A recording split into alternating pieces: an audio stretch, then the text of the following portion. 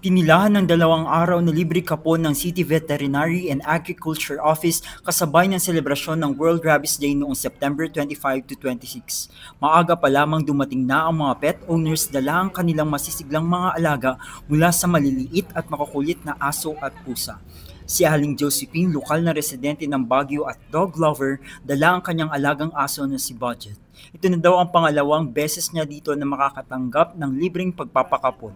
Payag nito na maganda ang serbisyo kaya di nagdalawang isip na dalhin ang kanyang alagang aso. First of all, libre. Oo, walang bayad kasi yung sa private, mahal eh. Saka maganda yung nila dito, yung service nila, aasikasuhin ka. Sana wag silang matakot kasi advantage yun para sa kanila, para hindi sila mahirapan mag-alaga. Ayon sa Sivaw, mahigit 3,000 na ang nakatanggap ng kanilang programang kapon mula noong Enero. Nagpahati din to ng pasasalamat sa mga pet owners, volunteer private veterinarians, and vet students mula sa BSU at AFP na tumulong para maging matagumpay ang kanilang programa.